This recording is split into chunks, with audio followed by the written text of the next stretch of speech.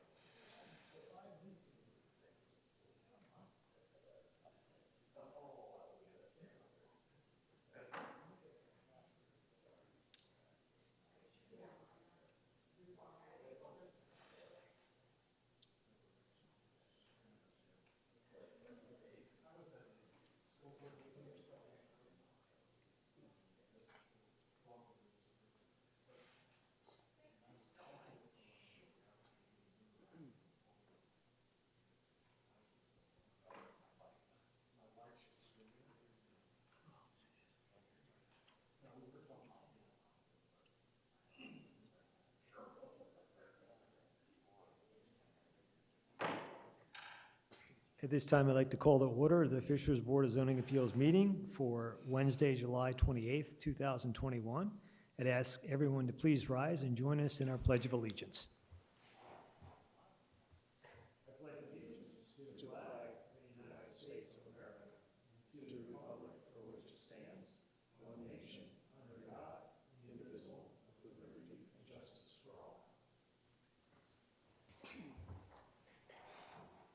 Secretary, could you call the roll, please?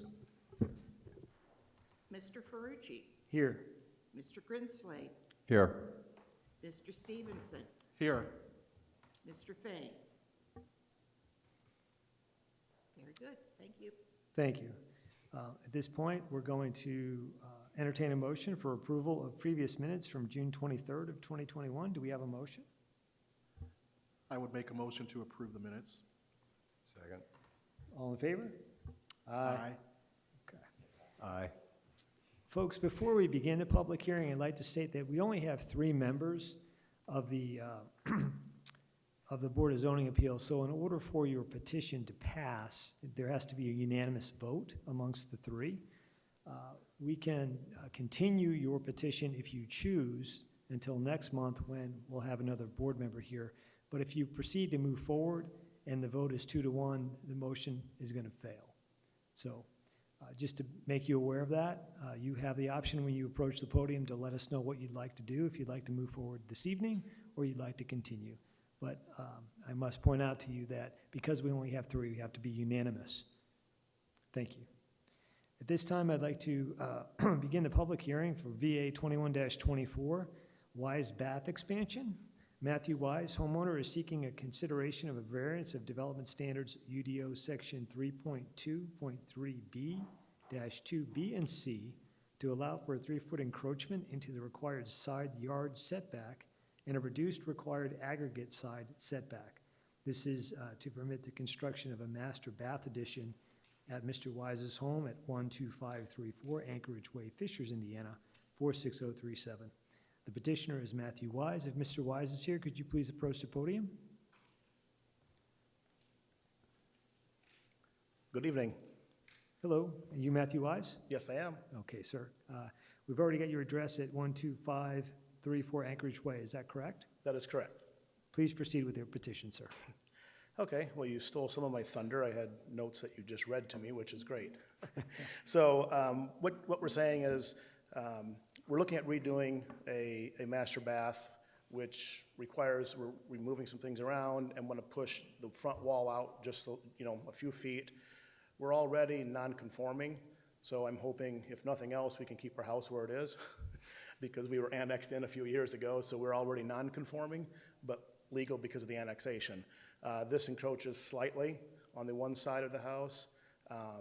The next door neighbor is the only one that reached out to us personally, and I believe reached out to Mr. Butler as well to inquire about it, and we went through it. He is not able to be here tonight, but he did voice his approval, did not bother them because we're actually going to take down some landscaping that actually they see more than they would see the corner of the house. So we're doing that. The negative would be, I guess, if it's not approved, I'm not sure how it would affect the sale of the house at some point or appraisals for refinancing, anything like that, meaning if it's a non-conforming home by current codes, would that affect that from a resale standpoint? So that would be, even if it wasn't approved, the building permit side, would this affect, with not getting it approved, would it at least permit us to, if we did have to sell the house or wanted to sell, would it then be your house doesn't conform to the current codes? So that would be that would be a negative impact on us. Other than that, that's really what we have in a nutshell. It's, you've seen kind of the plans. It's not extravagant or large. It's just a small little bump and require very little other foundation work or anything like that around it. Thank you, sir. At this time, I'd open the public hearing. If there's anyone here to speak as to Mr. Wise's petition, VA 21-24, to ask them to please approach the podium. Seeing none, I'd close the public hearing. Folks, board members, do we have any questions? I just have a general question, Mr. Wise. You were mentioning that you were annexed into the city a few years ago. Yes. What type of annexation was that? Was that a voluntary or involuntary annexation? I don't recall voting on it, so I don't know that it was voluntary or involuntary. We've always had a Fishers address. I didn't realize we weren't part of Fishers when we bought the house 15 years ago. So I don't recall voting or not voting on it at any point. Thank you. Yep. Staff? I guess just, I can look to confirm this and follow up, but I believe that was a part of the Geist annexation, which would have been involuntary, I believe. Thanks, Megan. Staff, do you have any comments on Mr. Wise's petition?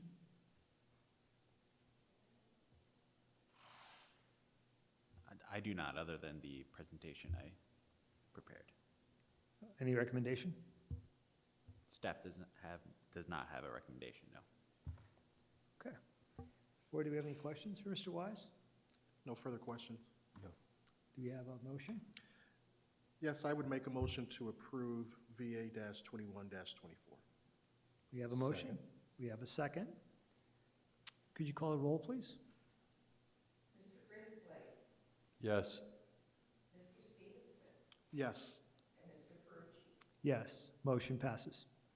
Thank you, sir. Thank you for your time, gentlemen and ladies.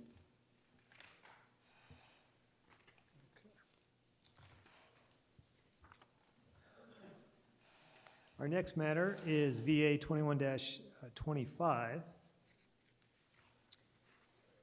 Murray Pool House.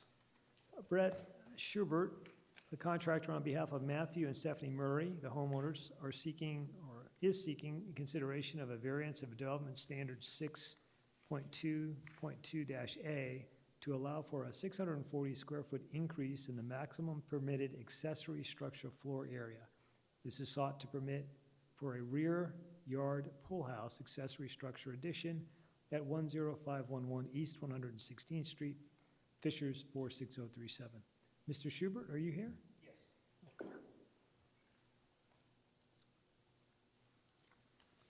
Matthew Murray is with me as well, the homeowner. So I'm Brett Schubert. I'm the contractor involved in, we're seeking a variance on the ordinance 6.2.2A, maximum floor area for detached structures. It is, you were incorrect though in your 640, did you say, square feet? 640 is what I have, sir. Is So- it something other than that? Yeah, so the current, it is currently, their property is currently 320 feet over the limit as it sits right now without the structure. This structure is only 320 square feet. I see. So there was some miscommunication. We're gonna do some cleanup. Yeah, yeah. Okay. So when the Murrays bought the place, they weren't aware that there was a variance or there was a violation at that point. But once they filed their permit, that's when they realized that it was already over the maximum amount of square footage for ancillary structures. But due to the topography of the land, and I've got some pictures here that I'd like to share that shows the home and the back topography. You could approach us, sir. We've actually got a overhead, but we'll just pass them around. Oh, yeah, So,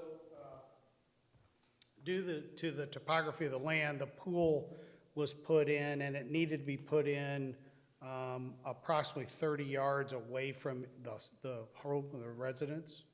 And it's about 20 feet below the entrance into the lowest point of the residence as well. So it's a fair distance away, but because of the size of the yard and the amount of space that's available, it doesn't pose an eyesore or anything like that. But because of the proximity of the pool, it makes it very difficult for the residents to utilize a restroom. It makes it very difficult to take shelter if there was inclement weather, and not to mention the difficulty in supplying storage for pool essentials. Even serving food and beverage near the pool would be difficult as well because of that distance and the height difference as far as getting to it and that type of thing. So if we were granted the variance, we would like to use that to build a 16 by 20 open air structure It does have a 5 by 8 bathroom in the structure. So they would have the ability to use the restroom right by the pool. So we have kids going through our house, Yeah, so the kids. chlorine everywhere. And this would be located on the adjoining patio that you see a picture of. It's actually would be on that patio right next to the pool. So the structure would provide safety for any pop-up storms, a restroom facility near the pool that also allows them to provide food and beverages while not having to leave any small guests near the pool. The current accessory buildings, like I said, were in place when the Murrays purchased the property. They were not aware of any violations. The parcel is extremely large, very spacious. In this small pool house location in the rear of the home next to the pool would not have any negative impact on any neighbors or the community and whatsoever. They're not using it for business. They're not using it to run a private swimming lessons or, any kind of business out of it. So this would greatly benefit the residents, but it would have little or no impact on the community or the neighbors whatsoever. So we would simply ask that you grant the variance for the pool house. Thank you, Mr. Schubert. This time, I'd like to open the public hearing. Invite anyone here from the public to speak on this variance. Seeing none, I'll close the public hearing. Staff? I can take that sign out my yard.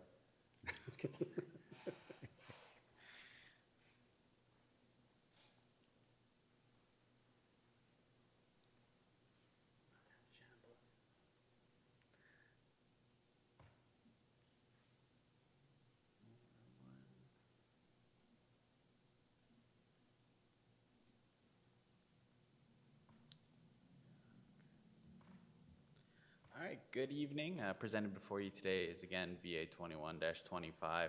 It's a petition requesting an approval of a variance of development standards. The petitioner, Brett Schubert, is the contractor in charge of the pool house construction project. The variance is being requested because there exist presently 2 other accessory structures on the site that together exceed the maximum permitted accessory structural floor area of 4,000 square feet. Again, this is a UDO section 6.2.2, maximum gross accessory structural floor area. The lot is 5.12 acres large. Therefore, according to the code, it is allowed up to 4,000 square feet of accessory structure floor area. Approval of this petition would allow for a maximum accessory structure floor area of 4,640 square feet on this lot. This property outlined in red is located south of 116th Street and east of Cumberland Road, short drive from this building. The property abuts a Christian place of worship to the west and single-family residence everywhere else. Here you can see the other 2 accessory structures. Again, these structures together max out the allowed accessory structure floor area. This site plan depicts the location of the proposed pool house roughly. The pool house would be 15 feet from the property line outside the drainage and utility easement. The pool itself necessitates the existence of a pool, which was recently permitted as is located to the east of the pool house. Furthermore, the pool house would be amply screened from both the neighboring religious use and residences given the tree line that runs along the western property, the southern bound, and part of the eastern bound. Here are the proposed improvements. The floor plan shows space for countertops, storage space, and a half bath. Naturally, the pool house will not be permitted as a residence or sleeping area. They do, I'll kick them out. Again, here we can see more elevations. It would be constructed of hardy plank, fiberglass roof shingles, and contain decorative columns and windows. We have not received any public comments at the time of this hearing. And staff has no recommendation to the board regarding approval.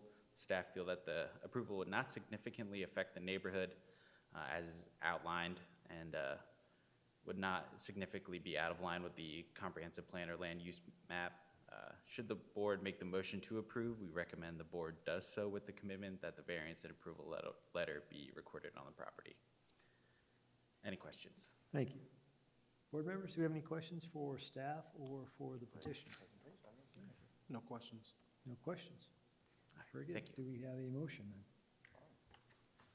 I'll make a motion to approve Variance VA 2125 with the approval letter to be recorded on the property. Thank you, Tom. Do we have a second? I would second that motion. Secretary, call the roll, please. Yes. Yes. Yes, motion passes. Oh, it's a great presentation. I never saw it. Okay. I'm not that good at PowerPoint. Seeing we have no other matters before the Board of Zoning Appeals, is there any new business? No new business? Any staff communication? Yes, one thing. Thank you. You may or may not be aware of recent case law that came down with respect to what's known as the Goat Tavern over in Carmel, Indiana. But just to give you a quick overview of what happened in that case and to tell you guys what I recommend as procedures for BZA going forward. In that case over in Carmel, there's a tavern over there called the Goat, greatest of all taverns. That was a breakfast place when it was originally established and then failed as a breakfast place and turned into a tavern, which wasn't what it was allowed to be.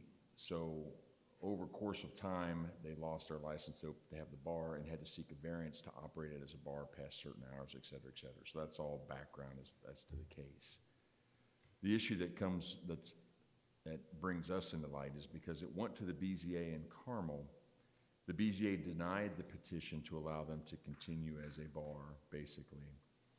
After the BZA hearing on the matter, however, they routed findings of fact, and the board had discussion via email on those findings of fact. And it was found on appeal to the circuit court that constituted a meeting that required the public to be able to be present.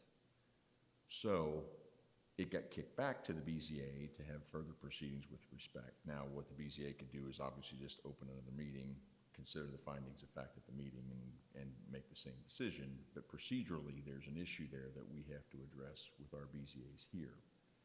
So historically, what we've done in these BZA meetings is my main function while I'm sitting here, other than parliamentarian, is as you guys are having these discussions in the hearing, I'm typing into the findings of fact, the different facts that are coming to light and came from the reports that you all have seen. And then I send those to Kay immediately after these meetings. You guys sign them, and those are your decision and the facts upon which the decision was based. My recommendation is that we continue that, because typically I just pull in all the facts that we have at hearing, and then those are the facts that are based on, that your decision is based on. However, if you want to ever have discussion on those findings of fact or have some discussion on changes, we can't do that via email. So when we route those, if you're just going to sign, then great. But if you have a question or need some clarification or something else, then we're going to have to add that as an agenda item for the next BZA meeting and discuss that in open forum in front of the public. That's my recommendation. The other alternative is what we can do is you all can wait for Kay to go upstairs and print these things out, bring them down, read them while we're still on the record, and have any discussion on the findings of fact here, which would make these meetings last approximately 15 to 20 minutes longer than what they typically last, but that's your choice. The other alternative is to just wait until the next meeting and talk about the findings of fact at the next meeting, but that causes us problems because any issuance you make, there's a 30-day appeal right after you issue the findings of fact, and so we're bumping everything back by another 30 days, or if we miss a meeting because we don't have any issues, we may have a meeting just to go over findings of fact. Okay. So that's my recommendation is we continue the way we have. Just know that you cannot discuss the findings of fact.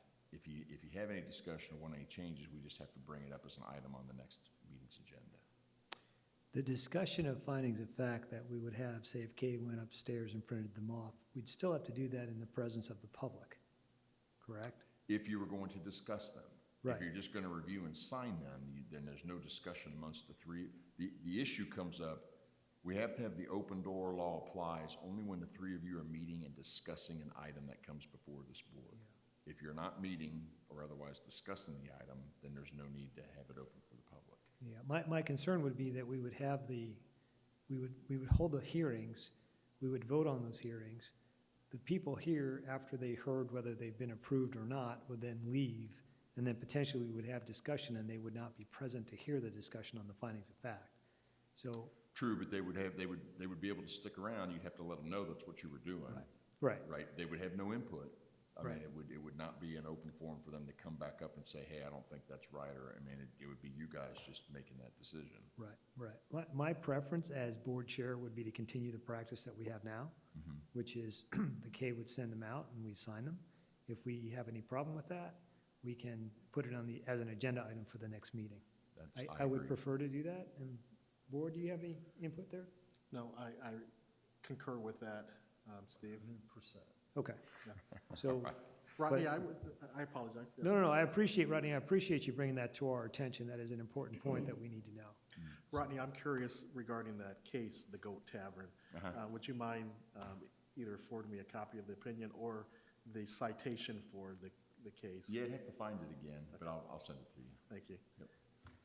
And I do have one additional communication, and this is just really a heads up.